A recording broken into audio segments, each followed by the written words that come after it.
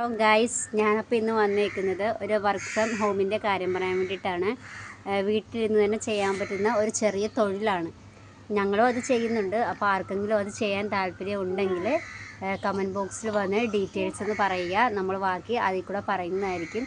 അപ്പോൾ അതിൻ്റെ വർക്ക് എങ്ങനെയാണ് ചെയ്യുന്നതെന്ന് ഞാൻ ഈ വീഡിയോയിൽ കാണിച്ചു തരാം. അപ്പോൾ ഇത് വെച്ചിട്ടാണ് നമ്മൾ വർക്ക് ചെയ്യുന്നത്. അതായത് നമ്മുടെ ഡ്രസ്സിൻ്റെയൊക്കെ ബാക്കി കട്ട് ചെയ്ത് വരുന്ന പീസസാണിത്. അപ്പോൾ ഇത് ചെയ്യേണ്ടതെന്ന് പറയുന്നത്, ഇതിൻ്റെ അറ്റത്ത് നിന്ന് രണ്ടറ്റമുണ്ട്. അതിലേതെങ്കിലും ഒരു അറ്റത്ത് നിന്ന് നമ്മൾ കത്തിയെടുത്ത് അല്ലെങ്കിൽ എന്തെങ്കിലും വെച്ചിട്ട് നമ്മളത് പൊട്ടിച്ചു വിടുക. ഇതുപോലെ അതിൻ്റെ നൂല് പൊട്ടിച്ചു വിടുക. പൊട്ടിച്ചു വിടുമ്പോഴത്തേക്ക് അത് നൂല് ഇതുപോലെ നല്ലതുപോലെ വലിഞ്ഞ് വരുമ്പോഴത്തേക്കും നമ്മളത് കൈ വെച്ചിട്ട് അത് വലിച്ചെടുക്കുക. അത്രയേ ഉള്ളൂ. അപ്പോഴത്തേക്കും ചിലവരെന്ന് പറയുന്നത് നമ്മളിങ്ങനെ നൂല് വലിച്ച് വരുമ്പോഴത്തേക്കും സൈഡിൽ ഇപ്പോൾ കാണുന്നത് പോലെ സൈഡിൽ നിന്ന് നൂല് വരില്ല.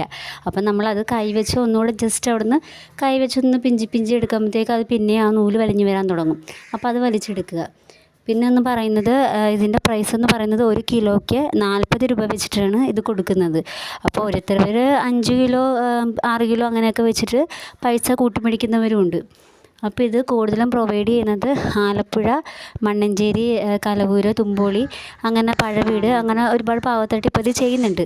അപ്പോൾ ആർക്കെങ്കിലും ഇത് വേണമെന്നുണ്ടെങ്കിൽ നമ്മുടെ കമൻറ്റ് ബോക്സിൽ വന്നിട്ട് ഡീറ്റെയിൽസ് ഒന്ന് പറയുക. അപ്പോൾ അതിൻ്റെ ഡീറ്റെയിലും കാര്യങ്ങളും ഞാൻ നിങ്ങൾക്ക് പറഞ്ഞു തരുന്നതായിരിക്കും. ആദ്യമായിട്ട് ചെയ്യുന്നവർക്കൊക്കെ ഒരു ഇച്ചിരി പാടുണ്ടാകും. പക്ഷേ നമ്മളത് ചെയ്ത് വരുമ്പോഴത്തേക്കും നമുക്ക് പിന്നെ അത് എക്സ്പീരിയൻസ് ആയിക്കോളും. അപ്പോൾ ഇത് ഞങ്ങൾ ചെയ്യുന്നൊരു തൊഴിലാണ്. അപ്പോൾ നിങ്ങൾക്കും അത് ഉപകാരമാവട്ടെ എന്ന് വിചാരിച്ചിട്ടാണ് നമ്മൾ ഈ വീഡിയോ ചെയ്യുന്നത്. അപ്പോൾ ഇത് വേണ്ടവർ ഞാൻ പറഞ്ഞ പോലെ കമൻറ്റ് ബോക്സിൽ ഡീറ്റെയിൽ എന്ന് പറഞ്ഞ് കൊടുക്കുക.